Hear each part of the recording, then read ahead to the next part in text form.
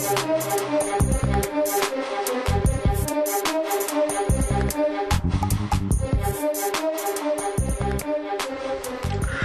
week on The Middle, DC. I give Obama an A because he's black, he's still alive. Period. Fats. Confession I gotta make about the Chipmunks. I didn't know they were biting songs. I thought those songs were original. My mom would ask me why I knew the words to the song Whip It. I'm like, it's a Chipmunk song. She goes, that is not the Chipmunks. I didn't know. I swear on everything. I didn't know. She said, Just in case. Right at the tip of my soldier was just a little Hershey kiss.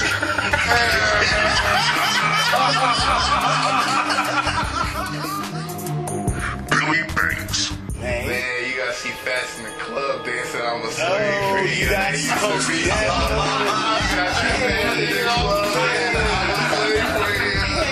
come on there, we're all just trying to have a good time. Come on. And special guest Jay Boogie. You don't have to be a horse. But don't be a dwarf.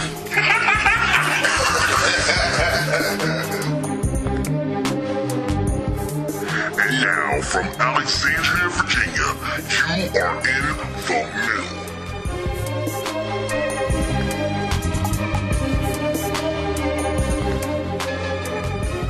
Yo, what's up, America? What's up, Virginia?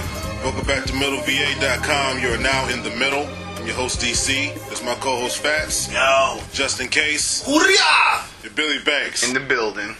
And right now we're going to talk about the first 100 days in Obama's reign over America. How do you guys think Obama did, man, in his first 100 days, Justin? As far as a flat out grade, I would give him a D.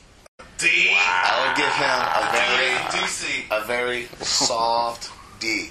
Not even a D plus, like a D positive. Oh, ouch. I would give him a B. You give him a B? I'll give him a B. Banks? No, I had to give him. I give him a B. I give him a C plus B. I mean, he's only been 100 days. He's trying. You know, some things have failed, some things have worked, but you know, I don't think he's done harm or done good. He's still doing. I'd give him a very biased, pay under the table A. Yes. Now going back to Justin, why Justin do you give him a D? Okay. Here's my reason. I've said this before on the show.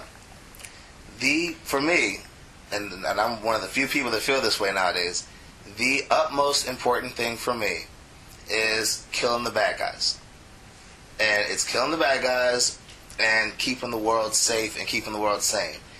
And I feel like Obama's done the exact opposite when it comes to the wars and when it comes to the situation in the Middle East and other countries. And also when it comes to the whole torture issue, I feel like that's a big circus for show. His economic stance, I don't really have an opinion on it because nobody really knows what to do. So as long as you're trying, great. But the one thing I know 100% is we got to kill these bad people, or they're going to come back and kill us. And it's simple. And I don't feel the drive. I don't feel like it's the mighty, strong America that puts their foot on the neck of evil. I feel like it's this apologetic, shaking hands with the bad guys America that just kind of wants to be happy and wants to be liked and wants to put our head in the sand. So that's why I go straight to the D. Okay, so basically it's a D because of how he's handling the world. Yeah. And the war. How he's handling the war, pretty much. And not just the war, but just terrorism in general. His Homeland Security chick, she doesn't even want to say the word terrorism or terrorist. They don't even want to say war on terror. It's like they just want to. Yeah. It's like they just want to ignore it. They pull back from that. And because you have to say it because that's what those folks are. The Somalian. I feel like a handful of Somalian pirates held off the mightiest country in the world for a week. Mm-hmm. And no one wants to say they're Muslim. Yeah, so I just feel like we're taking this softer tone, and I hope it pays off, and I hope I'm wrong, but I don't feel like I'm going to be wrong. Fair enough. Fats, why you give him a B? I give him a B because he's basically done. As far as presidents go, nobody's pushed through as much in their first 100 days that I can recall like Obama. Not saying that all of it's going to work or all of it's the end all be all, but he's pushing it through. He's not sitting around. He got the stimulus due, the budget through. It seemed to me he genuinely reached out to Republicans, and then he's not, getting reached back. But that's a whole other segment. I do agree with Justin on the stance on the around the world. At first, I was kind of like, I want to see him reach out to world leaders and Iran and Hugo Chavez and, bring him to the table. But I also agree with you, what you said a couple weeks ago, that you want to see him actually getting somebody. Like, a little tougher, a little stronger. Yeah. The one thing I didn't like was, we all know that last week, in one of the dumbest moves of all time, Air Force One decided they wanted to do a photo op over New York City. And they fly a plane. I'm going to come back to Justin over New York City. But the one thing that I liked, what I heard was, it was the first time that Barack Obama lost his temper in the White House, lost his cool, yelled, cursed. It's not really corroborated because it's, nobody wants to report down Barack because it makes him look like an angry black guy. And we all know that America would never stand for an angry black guy in the White House. But it was good to hear that happened when he heard about it. I hear you.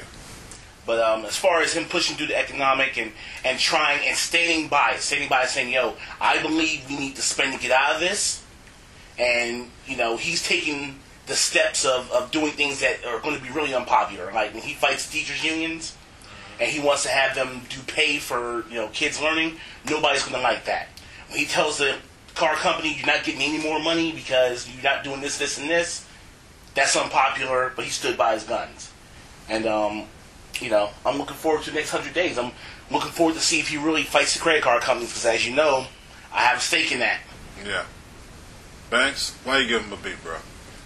The one thing I will disagree with, it seems like to me ever since Obama became president, you hear more and more about the war going on in Afghanistan and the war going on in Pakistan. It's like, to me, he brought that to light because before, everybody was focused on Iraq, even though my stance is we had no reason to go into Iraq in the first place. But when Bush was president, all you heard about was Iraq this, Iraq that, and, to me, the war in Pakistan and Afghanistan was ignored. And it seems like ever since Obama's become president, those wars have also been brought onto the forefront because, like I said, there's also Al-Qaeda there and in Pakistan, and we're having to fight them too. And whereas before we didn't want to hurt their feelings, we're actually going and saying, look, we understand, we're partners with Pakistan. On the other hand, we need to do what we need to do in order to get rid of Al-Qaeda and or find Osama. Okay, I didn't agree with Obama, going to Mexico and talking with Hugo Chavez and trying to appeal to them because I don't feel like we need to appeal to them. I feel like they need to appeal to us. Some of the other countries like Cuba, these countries, I feel like it's good that he's opening talks, but it's bad that he is trying to just erase everything that's happened in the past, in history. It's like you can't erase the past. You can learn from your mistakes, but you can't erase what's going on. And I feel like in some instances with some of the countries he's doing that. As far as the economy is concerned, I mean, it's in bad shape, so it's not like 100 days is going to cure what's going on. He gave a lot of people bailouts. I agree with that. I did not agree with the second and third bailouts. I feel like if you got one and you didn't use that money right, your business has got to close because you got bad management at top. Chrysler just got bought out. Pontiac is done. That's part of GM. And I feel, like I said, there's just a lot of bad businesses out there that were getting more and more money to try and fix their businesses, and it's a waste of taxpayer money.